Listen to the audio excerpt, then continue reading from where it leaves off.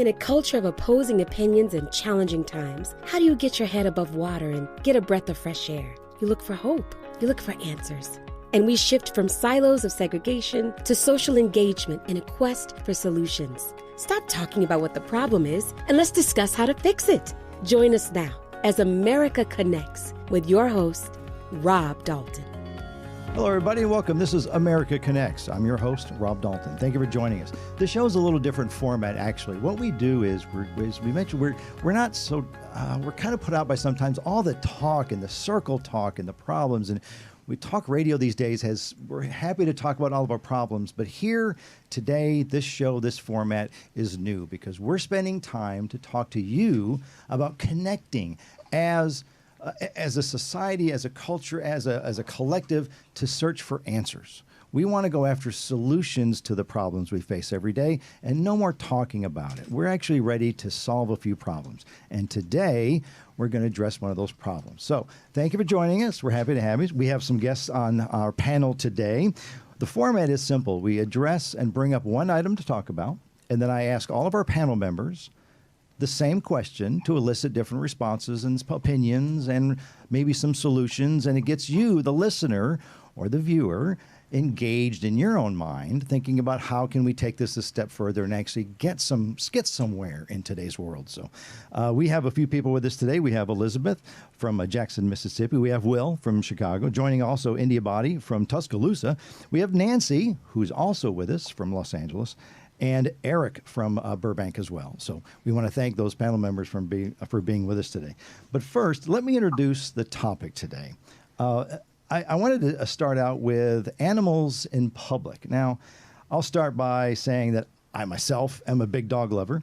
I've had a dog almost every day of my life up until about 3 years ago when my last and final dog was the best dog I'd ever had. Now, I have a lot of friends with cats, believe me, and they love on me, and I enjoy loving on them, and that's the cats, I mean.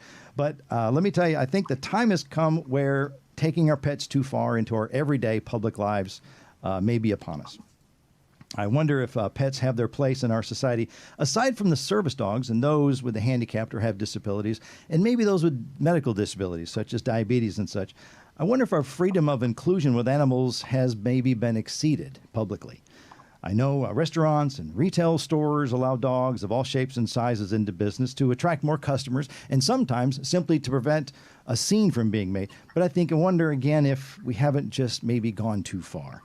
I can't help but wonder that when we pretend that our dogs are much like our children, we minimize the importance of family and maybe those same children. Much like when you're smoking in public, if you can imagine that. The secondhand smoke drifts around and offends others. So what do? We outlawed public smoking. And much like cursing a string of profanity in public, albeit maybe at a grocery store or maybe a restaurant, it can be offensive to others because they're forced to hear your tirade. This is the kind of comfort level I'm talking about. I wonder if the time has come, though I'm an animal lover myself, that the need for animals to be accepted in our public life may be time to come to an end. There are places where you can share the love of your animal and take them into nature where it's acceptable. We have our public parks. We have dog parks, sidewalks, and potty training. And that's all perfectly acceptable. Heck, take the cat for a walk if you'd like to. But I think we need to go back to the way it used to be. And that's not forcing our freedom of expression onto other people. I think that maybe we need to go back and curtail the use and exposure of our pets into the public world as considerate and generate some response and respect for others in their personal space as much as our own. Now, bringing a dog into a restaurant or a sidewalk cafe or a place like Home Depots and Lowe's, maybe it's gone too far. Whether they're in your purse or in your basket or maybe leashed to your shopping cart, I think we've taken it too far. I'm not even referencing the times when there's an occasional pile of poop, and people are happy to pick that up, of course, but it's still offensive to witness as a passerby. When we go out in public, I expect to be treated and hope to be treated with respect and courtesy and enjoy the experience of meeting other people. I do not intend to be greeted by others, strangers, dogs, and their pets of all shapes and sizes. Now, this all started for me about a year and a half ago when I boarded a plane, and a lady in first class literally had a pot-bellied pig on her lap. Now, I stopped in amazement as the pig kind of squealed politely when I walked by. I think it was saying hello. I'm not sure. But it surprised me. And at first, I thought it was a purse because it was black and it was on her lap and it was about that same size. But I wondered how insensitive she must be to bring a pig onto a plane when everyone else is forced to deal with the issues that the pig may have with the entire cabin. Now, since then, my heightened awareness of the situation has expanded, and I'm seeing it more and more, expanded and expanded. How selfish are we that we force our freedom into the space and energy of those people around us? I love pets. Look, I have had them all my life, but never once, aside from the front seat of my own car or in my own home, have I forced exposure onto someone else. Now, there may be 100 good reasons why you want to do it. I get it. But I'll bet you there's 200 maybe not to. We ask our panel members today, one at a time, their thoughts, and I'm sure they'll be varied depending on their personal experiences and whether they own a pet or maybe they know of a friend or family member that actually have a service animal or maybe a medical issue. I understand all that. But I ask you as a listener or a viewer to evaluate whether or not the love of your animal truly needs to be forced and accepted by those around you. I believe a true respect for each other on all levels gets us to a much higher of harmony and acceptance of one another. We don't need any more division among us, even if it's from our four-legged friends. Now, that's the introduction of the topic. I think that everyone has opinions. I think animals are great. Still do. I just wonder if it's maybe time to kind of scale back. And I'm looking to ask our panel members their opinions and what experiences they have. So thank you for joining us. This is America Connects, and today's topic is the love of our pets and how much we want to share with those in public. So let me start with Elizabeth. Hi, Elizabeth. Now, Elizabeth, you're in Jackson, Mississippi, and you know the topic now. If we could get you to kind of pitch in, and what do you think? How do you feel about this? Well, I actually live at a house with a cat that came with it. She's feral. I didn't name her. I would have named her Cleopatra because she has beautiful green eyes, but she's pretty darn feral. Okay. And I get a bird wing at least once a week, but there is no way in heck I would take her around. Now, I also have a neighbor down the street who has is a husky kind of dog, and she takes it to religious festivals, and the kids hang all over it and love it. And it's kind of a situation where the kids are learning about that kind of animal. Okay. And it's sweet. Then I have another friend who also has a service animal, and it's a Yorkie. And I'm like, what the heck is going on here? I've gone for photo shoot. I do photography, and I do animals also, but it's like, why do you have this little dog in a little bag? But the dog was very well trained, and I enjoyed taking pictures of it. Unless they're just kind of weird and attacking, maybe a snake, although I like snakes. I've worked in zoos. I don't know. It just always has been a positive experience for me. Okay, good. And for other people. I used to teach. I taught for 20 years. So any kind of good experience that is positive, I enjoy. Outside of the circle of friends you've been around, have you noticed it in other places like maybe shopping or retail stores?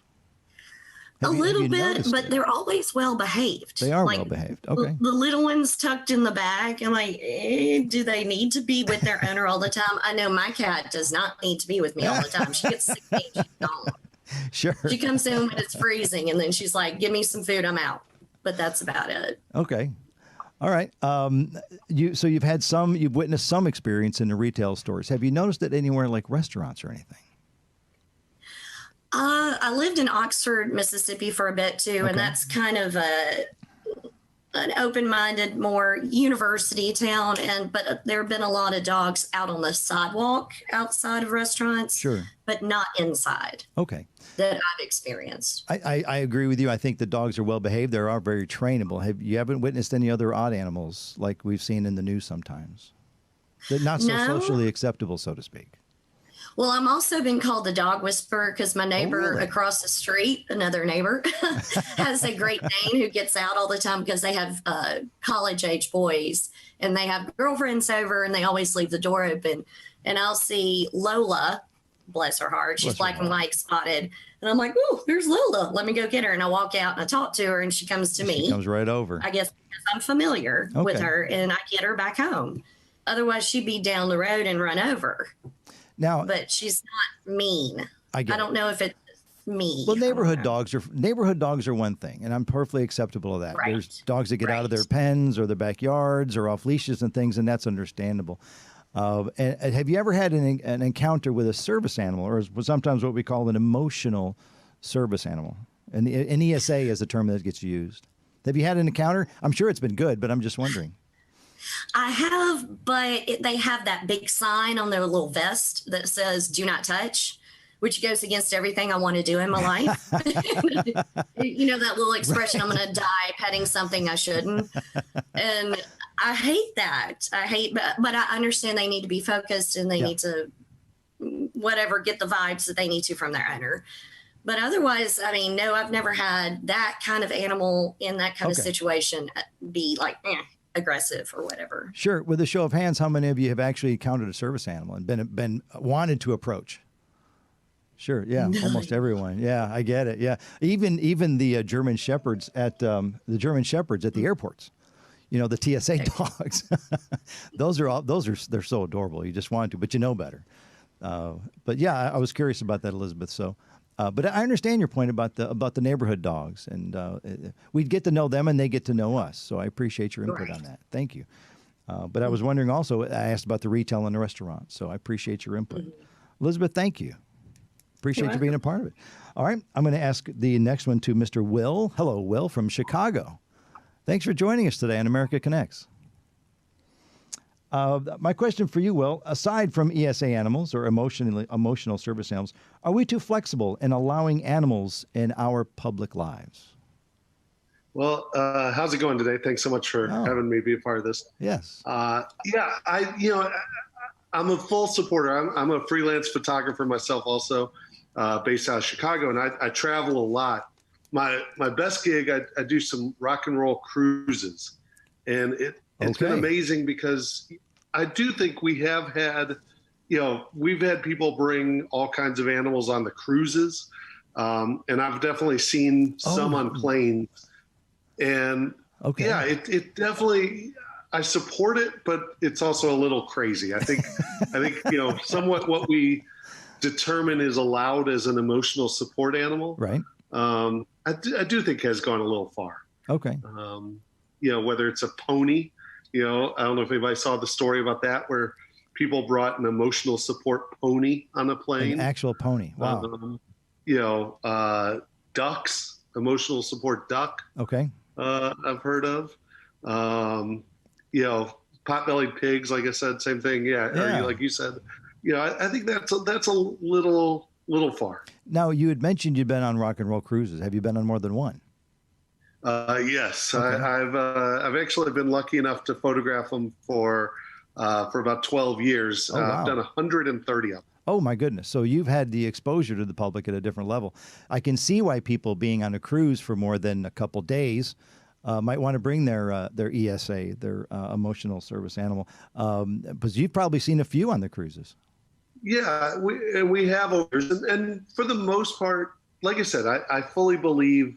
A friend of mine actually posted today, funny enough, after I got this invite from my friend to be a part of this. Yes. I saw a friend of mine in Houston, Texas, just got some support bunnies. Just got a support rabbit. Was that plural? And basically her comment was that, going through what we're all going through right now has been pretty depressing. Sure. I think everybody I know has had a rough go with being quarantined and being that. And sure. Her comment was, she got to the point where she wasn't getting out of bed till noon every day and was just really in a funk. And for the last 3 weeks or wherever, she's had these bunnies, rabbits, pet rabbits. And she said it's made her day. It's changed her life. So I feel like we can't argue, but I've definitely seen a lot of people who obviously have taken advantage of the system and taken advantage of the opportunity because they just want their dog or pet sure. to be with them at all times. And I think some people, we had one woman, for example, come on one of our trips with a Chihuahua that was probably the most annoying pet Chihuahua I've ever seen. They can be a little yippy sometimes. The dog would not stop yapping, and chewing at people's ankles. And I don't know about anyone, but it definitely seemed to stress out everyone more than being a support animal. Okay. So you may have seen it. You may have seen it causing emotional distress on others instead of just saving the owner. It did seem like that. Sure. But the one I just pulled up like the pictures. Again, I don't know if people have seen the ones of the emotional support, but these are ones that came to mind. I'm going to see if my background can change. That's the one that I saw. Oh, the pony. Yeah, the horse. Yeah. I get it. And I'm just going to say, if I was sitting next to that for a 2-hour flight, I think I would have a problem with it. I can see why. As friendly as they may be, and I think that's what I'm getting to. I understand, and I'm going to tap into the story about your bunnies. I get it, being at home, and you mentioned bunnies plural with your friend and neighbor. I understand that, I do, and I have no problems with people doing this at home because they're at home most of the time. I'm wondering if it's something in public that we don't need to kind of curtail. I can see having as many animals at home as you'd like, but you don't want to see 6 bunnies in a basket at Target. Yeah, and I think again, and I'm even, I've seen one of the stories I saw a friend share on social media. Yeah, was the dog on the table at the restaurant. There you go. And they were letting it eat off their plate at the restaurant. Again, that might be going a little far. Well, thank you. I appreciate your input. I really do. It's nice engaging you. Again, thanks for being a part of America Connects. I'm going to ask the same question to our next guest. We have India Body from Tuscaloosa. Hello. How are you? How are you? I'm doing great. Thanks for being a part of the show today. It's nice to have you with us. Thanks for having me. Your question, the same as others, aside from E.S.A. animals or emotional service animals, are we too flexible in allowing animals in our public places? I think there's a certain degree into which it gets too much. I work in food service currently as I'm currently in college. So I'm a barista currently. And I've seen several support animals throughout the year come in store, and they've obviously had the vest on, but I've also seen people carry, little dogs in and, larger dogs for that as well, but that didn't have that on. Not saying they weren't support dogs. They were just more clearly labeled. Sure. Yeah, no. I appreciate the ones who have the vest on, so you understand, this is a support dog or a service dog. So yeah, I think there's a certain degree. I obviously don't think that, pigs and horses should be on planes in first class with you. Sure. I think there's a proper way to do that. And I think that it has gone a little bit too far, but obviously some people have different needs. So I'll mind my own business and do my own thing. Sure. I will tell you, I had, in doing research for the show today, I did see a wonderful story about a gentleman who actually rescued, and it was on The Guardian, the website, The Guardian, which is a news agency, but they did a story on a gentleman who has an alligator as an emotional service animal. And it was gentle alligator. It actually is good at giving people hugs. But wow! I would find it fascinating for him to take it into a restaurant, though he does take it into the local store where he shops. But then they know him. I can't do that. I can't imagine walking down the cereal aisle and coming across to a guy who's got an alligator on his chest. Yeah, I will say the strangest thing. In our old neighborhood, we had one of our neighbors. He had a raccoon that he used to walk on a leash that would around be fun the neighborhood. To watch. Yes, I think it's a little strange, but hey, I mean, that's his pet. He can, as long as he just keeps it in the neighborhood, I don't think he should go into, Trader Joe's with him. But to each their own. I agree. Again, going back to what Elizabeth had said, the being acceptable in a neighborhood is one thing, but I think I'm looking at more of a. But then also you have to take into account like health code. There you things go. Yes. Restaurants. Sure. A lot of people are not aware of that who don't work in the food service industry or have never worked in the food service industry. But you do, and that's where it's noticeable. Yeah, for sure. And I mean, if we have, for example, here in Alabama, if we have a dog in our store who's not a service animal, then that could be points deducted for us, and it could be on us to, as the food service establishment. Sure. Correct. Okay. Yeah. Sure. Have you, being around other customers and things, it doesn't happen very often, but have you come across people with, let's just say, allergies to dogs? Have you noticed that ever to be a case? You cut out just a little bit. Say that one more time. Sure. Being in the food industry as you are, sometimes dogs are allowed in places like that. Have you ever come across someone who had to be moved because of an allergy to the animal? I've never come across that personally. I have had people come up to me and complain. And then we've asked the person, is this a service animal? If it's not, okay, we might have to ask you to sit outside for the time being. Sure. But I've never had an allergy instance come up. It was something that was in my head. I didn't know if anyone had any experience, but it was something that had been curious of my mind. And that's why I wanted to ask.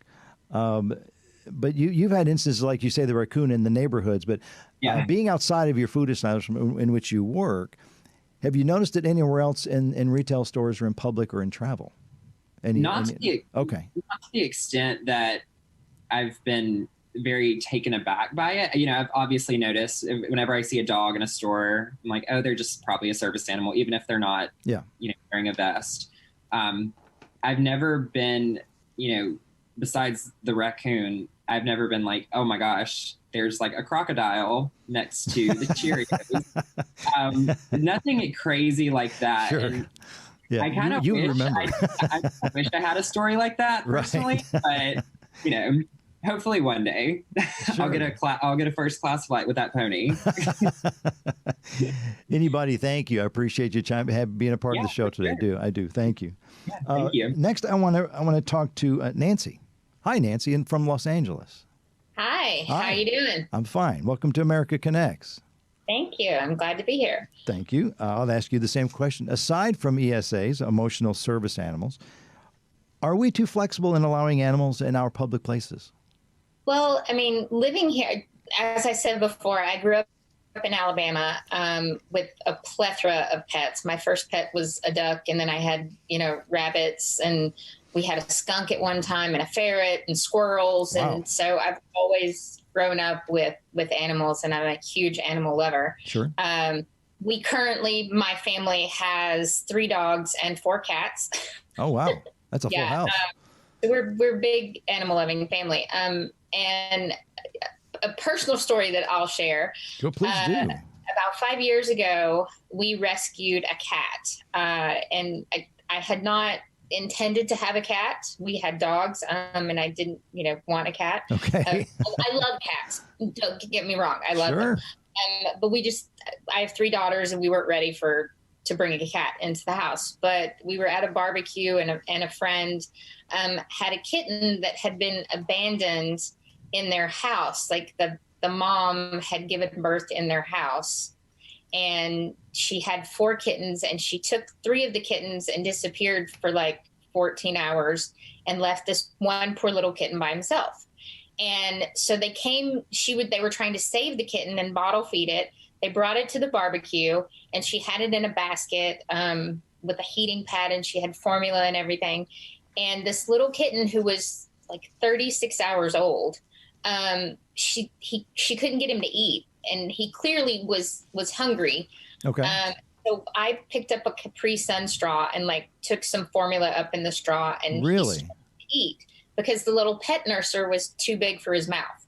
Okay. And he, and she of course was like, oh, can you take him? I have to go back to work on Monday, and, I can't keep him. And of course I'm not going to let him die. No. So we brought him home. You've already started nursing. I bottle fed him literally every hour, and it was like having a newborn. He slept here on my chest, and he fit in the palm of my hand at the time. And I nursed him back to health. I saved his life. And it so happened that a Sunday morning came up, shortly after we got, his name is Hiccup, by the way. Okay. He's an orange cute. tabby cat with green eyes. And it so happened that I couldn't leave him at home because I had to feed him every hour. And so I got one of my daughter's little American Doll pet carriers, and I put Hiccup in the pet carrier, and I took him to church with me. Okay. With the bottle. And I sat in the second row. And of course, during a moment of silent prayer, and everyone at my church knows that I love animals and that there's no telling what's going to happen with me. And so during a moment of silent prayer, you hear, meow, meow. And the pastor, I opened my eyes, and our pastor looked up at me, and I went, that was me. Yeah. He knew it was me. Yeah. And so that was an instance where I had to take, the kitten with me. How old was the kitten at the time, do you think? Just curious. The kitten he was about 6 days old. Okay. And so wow, I couldn't really young. Okay. I couldn't leave him alone. I mean, sure. I got him when he was 36 hours old. Yeah. And the vet, of course, had told me when I took him into the vet at like shortly after we got him, he was about 4 days old. Okay. The vet said, don't get too attached to these little guys. They often don't make it. Well, just never tell a Southern woman that she can't do something. Because you will do it. I know the type, sure. Now, 20 pounds and 6 years old and is the alpha animal in our house. Wow. But yeah, I mean, and we also have a gentleman who comes to our church who trains service animals. And so he often would have puppies, at training church. Them to be socially acceptable, sure. Yeah. And so our church was, they would let him bring his service animals. And I mean, of course, I didn't have time to ask if I could bring Hiccup, but it just so happened that it was a need. But, out here in LA, you see a lot of people bring their animals to sidewalk cafes. I haven't seen any inside restaurants. Okay. But we live in a little town, sort of up in the foothills of the San Gabriel Mountains, called La Crescenta. Okay. And it's a very, very family-friendly, very pet-friendly place. And so we often, go down to the little strip. It's called Honolulu Avenue. Everybody walks their dogs. There's a bunch of outdoor seating cafes and stuff. And, we have people who bring, Burmese mountain dogs and Irish wolfhounds. And, my instinct is to automatically, pet them. But I always ask, are they friendly? I've never had a bad experience as far as bringing, encountering an animal, either a pet of an animal or a service animal of another person. And I think, again, everyone's needs are different, as India, pointed out. Yeah. And a lot of times when you do have emotional support animals or service animals, even if I personally think that taking them on planes, unless they're really small, is not fair to them, because if an animal has to go into a cargo area of a plane, sure, then the chances of that animal, possibly dying or becoming overheated or not being cared for. I'm not a big fan of taking them on planes unless you can take them, safely in a carrier that fits underneath the seat in front of you, just like TSA, requires. Okay, sure, like regular baggage. Carry-on. Exactly. I mean, and I did that with my, my little dachshund who passed, in 2013. I actually would take her on planes when I would go back home to Alabama, and I would sneak her out of the carrier and put her on my lap and put a blanket over her, and she would sleep the entire flight. The whole way, sure. So there's ways to get around it, sure. Yeah, there are ways to get around it. And I think my experience, well-behaved animals out in public don't bother me. If they're inside a restaurant, maybe it would be, I don't know how I would feel about that. But, sure, by and large, I've only encountered well-behaved ones out in public. Good. And we don't take our big dogs out because they bark and they want to make friends with everybody. Engage. Sure. Yeah.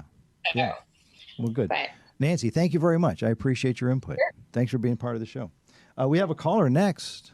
Who do we have on the line here? We have an actual caller in from who wants to be on the show. Caller, are you there? Hey, caller, my name is Rob. Welcome to America Connects. Can I get your name? Where are you from? Lucy. I'm from Mississippi. Hi, Lucy from Mississippi. Welcome to America Connects. I'm Rob. You've been listening on the show so far? No, not at all. Okay. Well, let me ask you the question for the day here. We're talking about service animals and have we taken our pets too far in public these days? And my question for all of our callers today, aside from ESAs, which stands for emotional service animals out in public, do you feel that we're too flexible in allowing animals in our public lives and retail locations? No, not at all. Okay. No, I don't think. In fact, I think animals should be able to go all places. That's the way I feel. Okay. Do you have any examples? Anything that you've run into yourself?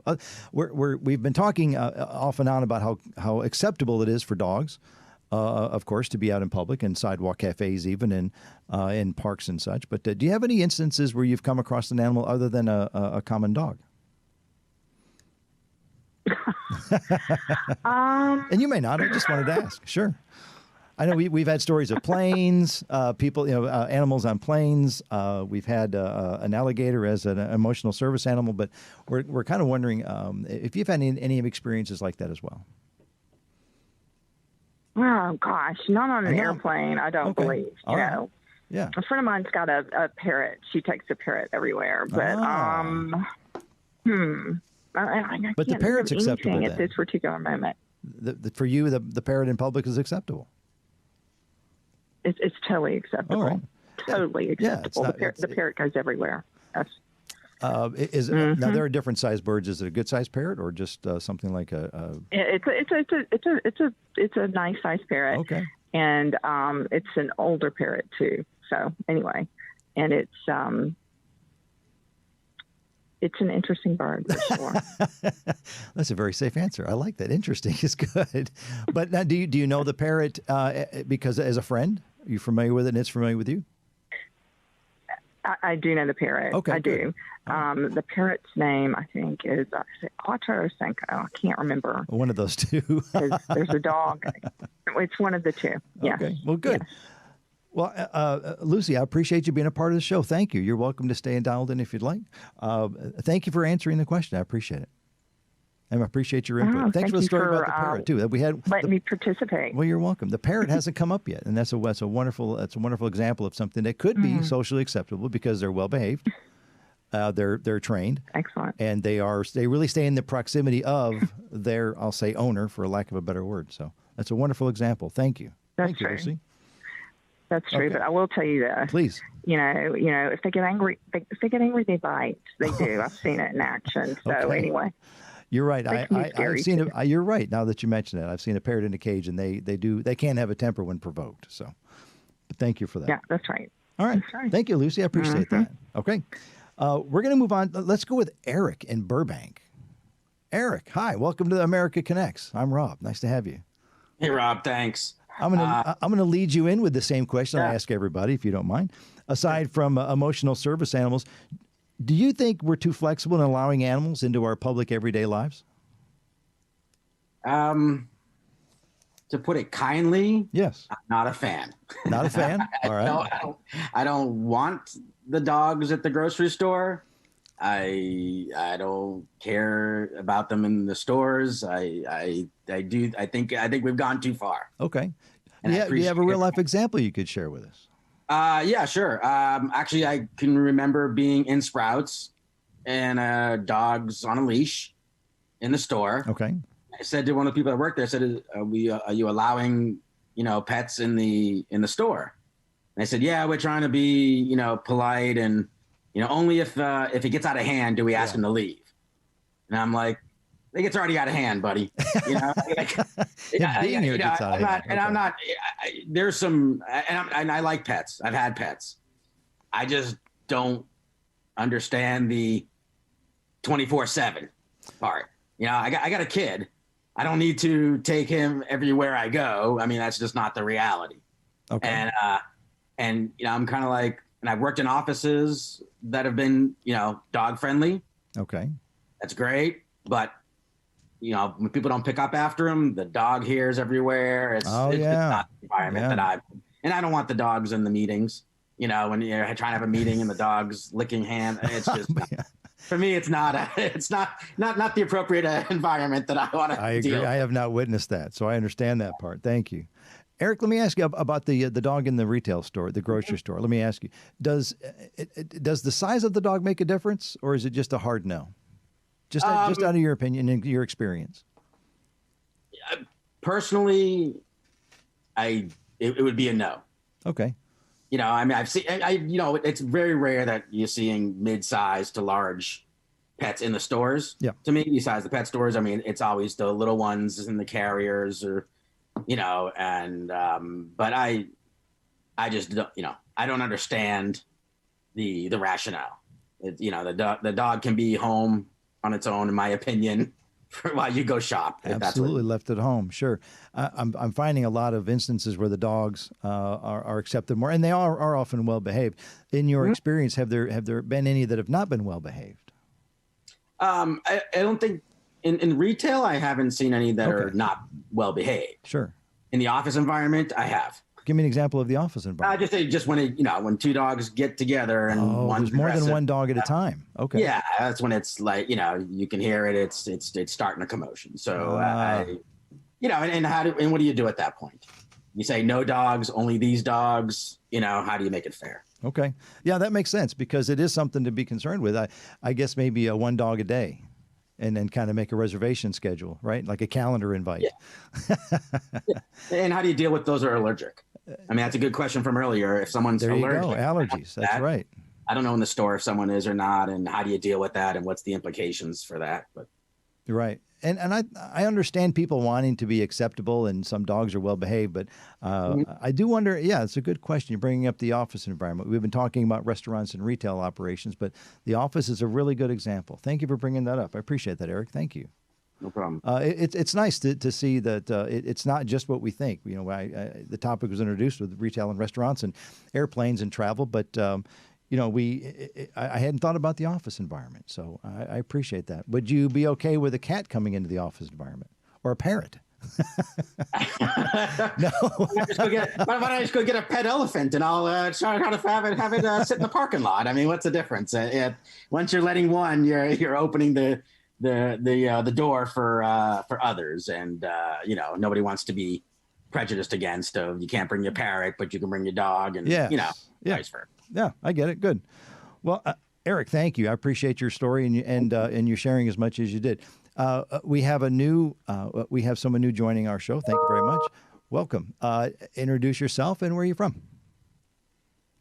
My name is Lola, and I am in Burbank as well. Hi, Lola. Nice to have you with us. I've been listening, and it's such a great conversation. I wanted to call in because I grew up in a home where my aunt, you walk into the home and there's a giant oil painting of a dog. Okay. Right above the fireplace. The dog had its own bedroom. It had a chiropractor, a massage therapist, was on a ton of medication. And in that little carrier, it would go everywhere with her. And so I just think watching that, it's like bizarre, but also, you know, you hear about like people, they died and they left all their inheritance to an animal. And you're just like, what happened? And then the other thing is I used to have this cat, and it would go into my bathroom where my makeup was and take its little paw and knock down all my perfume and like my expensive stuff. It was like a terrorist cat. A terrorist cat. I'm not a fan of cats, and I think having animals in the workplace is just stupid. Now, have you encountered that yourself? No, I haven't. But you've heard stories about it, sure, and I just think it takes away from, you know, the professional environment. And just like I have kids, I wouldn't want them in the workplace. And so I think everyone's trying to be too politically correct, and maybe they need to get a hobby instead of having like a shrine to their dog. Sure. Yeah. Yeah. Well, not everything in our lives has to be shared. Right. Yes, sure. Lola, thank you. Have you had have you had instances in restaurants or other retails with other animals outside of dogs, which we're finding quite common? Or even in travel? I haven't seen any dogs. I used to have some pet goats, and I took them on walks, but I never brought them out to a bar. So okay, so you had your own boundaries, sure. Yeah, for sure. You know, it's appropriate in like certain instances, but Well, on the last day I had the house, I did let the goats run around, and it was really funny. I wish I had pictures of that.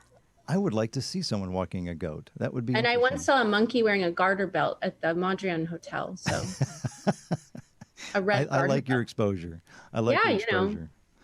Well, I appreciate you coming in, Lo. Thank you. And the oil painting, and I like the story about the ticking over of the makeup. Yeah, it was very personal. I can see why that would escalate your blood pressures. Yes. Thank you. Everyone, I want to run down everyone that was actually part of the show today, and thank you individually. It's been a wonderful topic. I appreciate everyone being part of it. We spoke with Elizabeth. She had many friends and lessons learned with her neighborhood dogs. We had Will, who was on rock and roll cruises, and his neighbor with many bunnies as service animals, and we thought that was wonderful.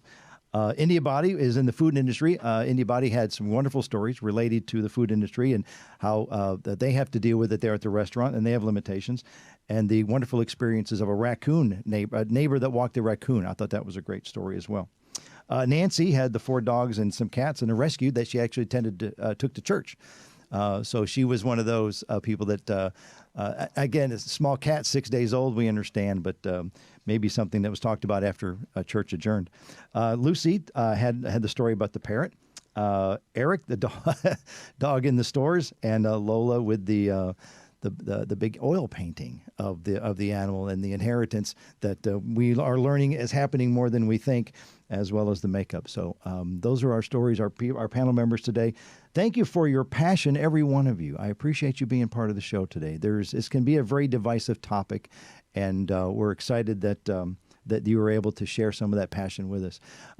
America, wherever you are on the topic, let's take a moment before we take our dogs places or other animals and wonder, are we forcing our freedoms onto others? Are we forcing what we want into the space of others? Again, I'll go back to the opening commentary about how secondhand smoke and offensive, obscene language you're forcing that onto other people. And I'm not saying what's right or what's wrong. I'm simply wondering, how can we treat each other with respect and not be so divisive? And maybe our pets and service animals, maybe there's something we need to reconsider. We appreciate you listening, being a part of the show and watching. My name is Rob Dalton, and remember, America, stay connected. We'll see you next time. Thank you.